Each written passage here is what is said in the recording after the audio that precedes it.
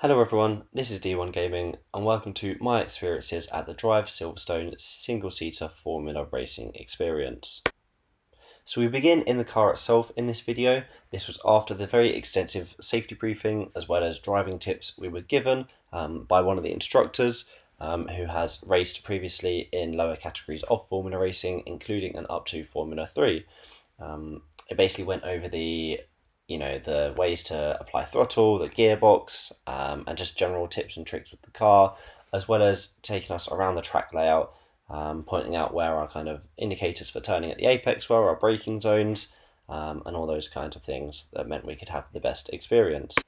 So as I said, we're starting off in the car itself. They're fitting our straps, our harnesses, etc., as well as showing me where the gearbox was, how the steering functions, how the accelerate and brake works, testing that we could actually reach the pedals and adjusting the seat if needed, and talking us through the different dials that we have on the car. No speedometer. We basically have a rev counter, and that was pretty much it. And they explained you don't really need to look at them that much unless there's a red light. That means change gear, but it's kind of intuitive really as to when you change gears. So the way the car works, you have three pedals: your accelerator, your brake, and your clutch. Basically a typical road car, and then you have a four-speed manual gearbox. Gear 1, 2, 3, and 4. They explained gears 1 and 2 is for just starting the car, getting onto the track, and then once you're on track, gear 3 and 4 are the only ones that we used, unless of course there's an instant you have to really slow down or you spin out, which I definitely did later in this video due to the track being damp and me being over generous on the throttle. So the gearbox is typical 4-speed H gearbox. Interestingly, because it's a race gearbox, it's both very precise and very easy at the same time. It took a few little practice goes to get into the gears, but once you figure it out, it's quite self-explanatory. The car is very eager to just go straight into that gear. There's no kind of wiggle room in between.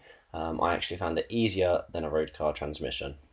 So we start off in the pit lane on the track, getting us all set up, getting everyone strapped into the car before the first part of the experience, which was 10 minutes on the track behind a series of pace cars in groups of 3. This was to get us up to speed on the tracks and ensuring that we could know where the braking points are, understand the conditions a bit, and just get comfortable with changing gears on the track, using the brake, the clutch, accelerator, all while the car is actually moving. With all that explanation out the way, I'm now going to let the clip play so you can see where we get the car started, where we leave the pit lane and go onto the track behind the pace cars, and you won't hear my voice again until that part of the experience is over. So enjoy.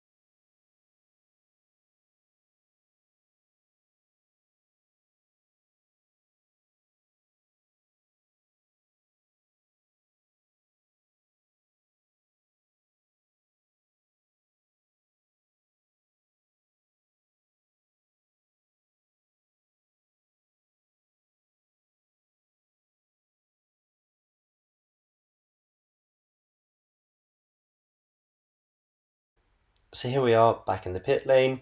This was after the pace cars had been around the track with us, just showing us the ropes, getting us used to it. Here we were able to make any final adjustments we needed to the seat, to the mirrors, anything like that that was needed in order to make sure we had the best driving experience possible.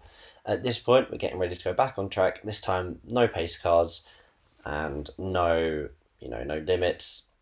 Apart from overtaking, was limited to just two parts of the track. There are two straights on this track essentially, and the way that overtaking works is that if you were being faster than the car in front of you, they would get shown a blue flag, which signals them to move over to the right and get out of your way basically, so you could speed past them. I got to do this a few times, and it was done to me. I can tell you, it's very fun to overtake them on the track, and not very fun when you have to be overtaken because someone behind you is then faster. Having been on the track already, I was very eager to get to this part where you could just full throttle, full speed around the track as comfortable as as fast as you were able to go. Very excited to get this underway.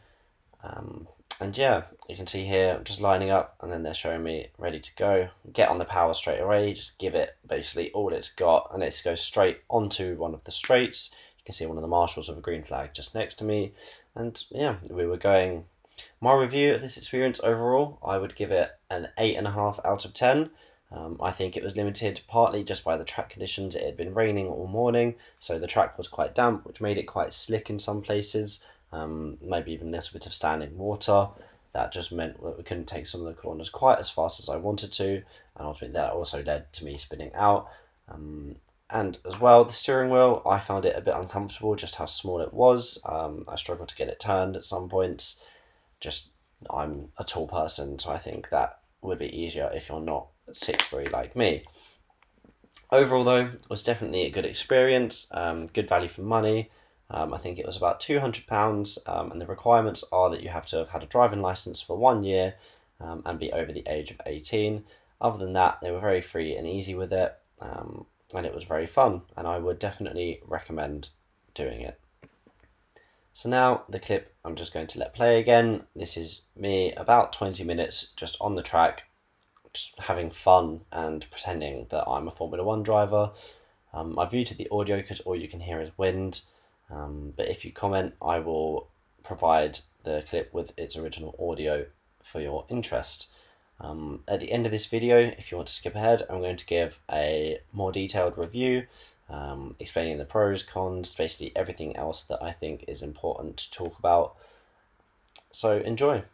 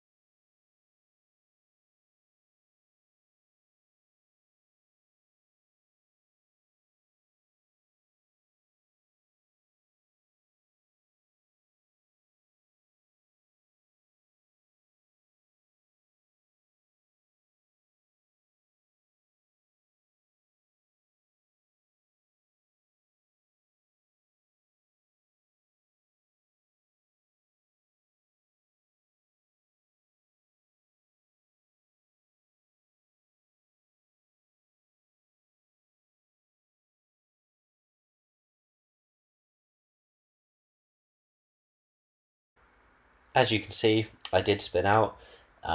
They instructed me to go back to the pits, as you'll see. They were very nice, very calm about it. They said it happened. They asked me to explain why I spun out, basically, and I told them I just applied too much throttle as I was going around the corner. They're very good and very nice about it. They did give me a warning as such, saying don't do that again, but it was quite light-hearted. Very interesting experience to spin out and be going towards the wall. It doesn't seem that fast on the video. It felt a lot faster in real life.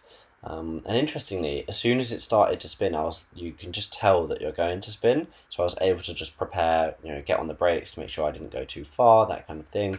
I think the worst part about it is that I spun just after a bit of a blind corner, so I wasn't able to properly see around that corner to be able to get going again. That was probably the scariest part of the whole experience of spinning, because I didn't want to get side slammed as I'm rejoining the track.